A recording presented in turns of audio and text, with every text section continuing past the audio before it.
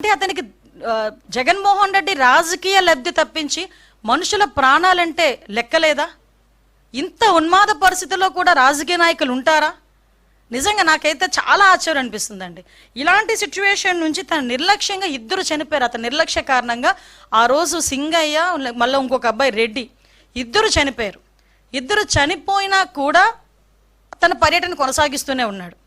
విషయం ఏంటంటే ఇందులోని మనందరం కూడా ఆలోచించాల్సింది ఏంటంటే, సంవత్సరం క్రితం బెట్టింగ్ ద్వారా డబ్బులు కోల్పోయి ఆత్మహత్య చేసుకున్న, ఇక్కడ మీరు అర్థం చేసుకోవాలి, సంవత్సరం క్రితం జూన్ 4th అతను ఆ బెట్టింగ్లో పోయి జూన్ 9వ తారీఖున ఎప్పుడో చనిపోయిన వ్యక్తి, 2024లో చనిపోయిన వ్యక్తికి సంవత్సరం తర్వాత పరామర్శ చేయటానికి ర్యాలీగా వెళ్తా ఉంటే మధ్యలో దారిలో 2 ప్రాణాలు పోతే ఆ 2 ప్రాణాల గురించి ఆలోచన చేయకుండా సంవత్సరం ముందు పోయిన ప్రాణం గురించి ఒక విగ్రహం కట్టించి ఆ విగ్రహానికి దండేయడానికి వెళ్ళాడంటే ఒక్కసారి ఆలోచించండి అతని తాలూకా నైజం ఎలాంటిదో.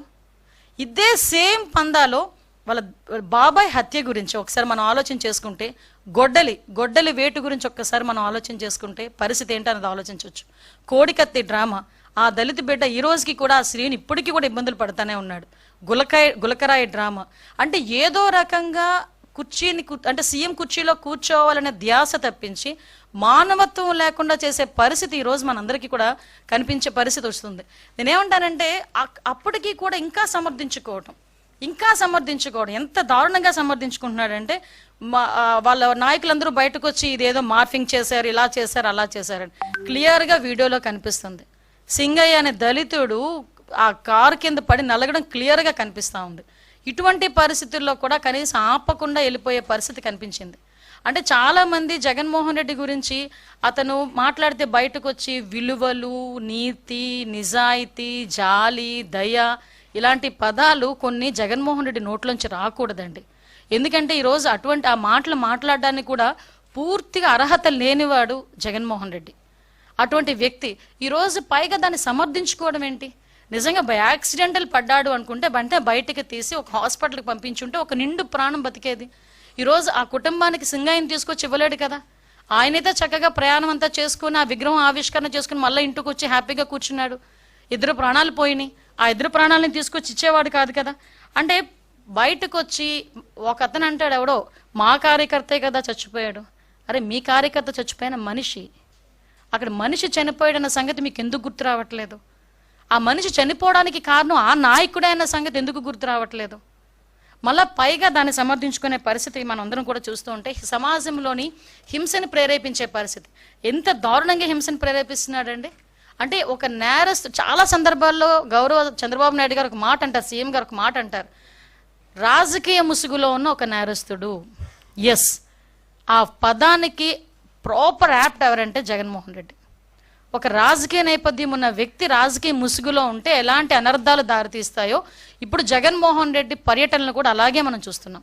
మీరు ఒకసారి అబ్జర్వ్ చేయండి, సత్యసాయి జిల్లాకి ఒక పరామర్శకి పోయాడు.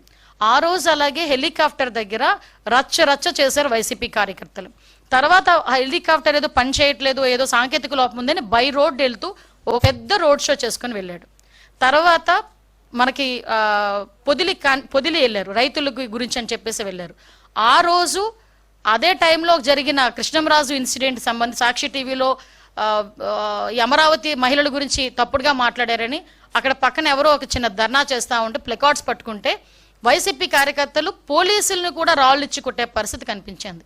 ఇలాంటి నేపథ్యంలో చాలా క్లియర్గా మనకి ఈ రెంటపల్లి వెళ్ళేటప్పుడు మా ఎస్పీ గారు చాలా క్లియర్గా చెప్పారు, సార్ ఇంతమంది వెళ్ళేటప్పుడు మేము ఇబ్బంది పడతాం, Z+ సెక్యూరిటీ ఉన్న వ్యక్తికి ప్రొటెక్షన్ ఇవ్వాలంటే ఆ రోడ్లో పనికిరాదు, సో మీరు కొంచెం మాకు సహకరించండి అని చాలా క్లియర్గా చెప్పినప్పటికీ అతను ఈరోజు బల ప్రదర్శన అనుకున్నాడు. అంటే ఒక పరామర్శకు వెళ్ళేటప్పుడు కనీసం మీకు విషయం చెప్పనండి, అంటే ఇక్కడ సందర్భం బట్టి చెప్పాలి కాబట్టి చెప్తున్నా. లోకేష్ బాబు గారు ఆయన రాజకీయంలోకి వచ్చి ఎన్ని సంవత్సరాలు మీకు తెలుసు. ఏదైనా పరామర్శకు వెళ్ళినప్పుడు ఎవరైనా వచ్చి సెల్ఫీ అడిగితే ఏమంటారో తెలుసా ఆయన? ఇది సందర్భం కాదు బాబు సెల్ఫీ తీసుకోవటానికి, నేను వచ్చింది పరామర్శకి, నేను ఇంకేదైనా మీటింగ్కి వచ్చినా లేకపోతే ఇంకో ప్రోగ్రామ్కి వచ్చినా కంపల్సరీ సెల్ఫీ ఇస్తా అని ఏదైనా మామూలు ప్రోగ్రామ్కి వస్తే వచ్చిన ప్రతి కార్యకర్తకి కూడా 2000 మంది ఉన్నాయండి, 3000 మంది నుండి సెల్ఫీ ఇచ్చి వెళ్తాడు. అది లోకేష్ గారి తాలూకా రాజకీయ పరిణితి. అది ఇతగాడు ఈ రోజు రాజకీయంలో కొత్తగా వచ్చిన వ్యక్తి కాదు కదా. వాళ్ళ నాన్నగారు ఉన్నప్పటి నుంచి కూడా రాజకీయాల్లో ఉన్నాడు ఆయన. వాళ్ళ నాన్న ఒక ముఖ్యమంత్రి చేసిన వ్యక్తి. ఈయన రాజకీయాల్లోకి వచ్చి ఇంచుమించు 15 సంవత్సరాల పైన, 20 సంవత్సరాల పైన అయింది.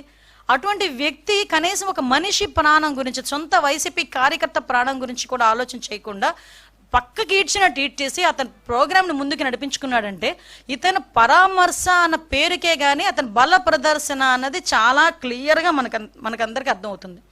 మాట్లాడితే నాకు భద్రత లేదు అని మాట్లాడతారు. మేము ఎంత క్లియర్గా Z+ సెక్యూరిటీ అనే పర్సన్కి ఎంత భద్రత ఇవ్వాలో అంత భద్రత కూడా పోలీస్ డిపార్ట్మెంట్ వాళ్ళు ఇస్తున్నారు. ఈవెందో ఆయనకి ఇచ్చిన బుల్లెట్ ప్రూఫ్ వెహికల్ కూడా ఆయనకి ప్రతిరోజు ఆయన దగ్గర ఉంటుంది. కానీ ఆయన ఎక్కరు బుల్లెట్ ప్రూఫ్ వెహికల్. మేము ఇచ్చిన వెహికల్ ఆయన ఎక్కరు, ఆయన సొంత వెహికల్లో వెళ్తానంటాడు ఆయన. కానీ ఆయన ఎక్కినా ఎక్కకపోయినా ఒక Z+ సెక్యూరిటీ ఎక్కిన వ్యక్తికి మేము ఇవ్వాలి కాబట్టి బుల్లెట్ ప్రూఫ్ వెహికల్ అక్కడ మేము కంపల్సరీ ఇస్తాం. అంటే నేను ఇక్కడ ఎందుకంటే మాట్లాడుతున్నానండి, ఎవరి భద్రత గురించైనా కూటమి ప్రభుత్వం ఎక్కడా కూడా ఎటువంటి పొరపక్షాలు లేకుండా చాలా ట్రాన్స్పరెన్సీగా భద్రత కల్పిస్తున్నాం. అయినప్పటికీ కూడా కావాలని విద్వేషాలు రెచ్చగొట్టేటట్టుగా మొన్న రీసెంట్గా ఒక పదం ఎవడో అదే రెంటపల్లి విషయంలోనే రప్పా అని చెప్పి నేనే మాట్లాడాను. నేను ఆ రోజు మాట్లాడినప్పుడు చెప్పాను, ఏంటి గొర్రెపోతుల్ని నరికినట్టు గంగమ్మ జాతరలో గొర్రెపోతులు నరికినట్టు రప్పా నరుకుతానని ఒకడు అంటే ఆ విషయం గురించి ఇలాంటి పత్రికా విలేకరులు ఎందుకంటే అలా తప్పేంటి అని అడిగాడంటే ఒకసారి అతని తాలూకా మానసిక పరిస్థితి ఒకసారి ఆలోచన చేయండి.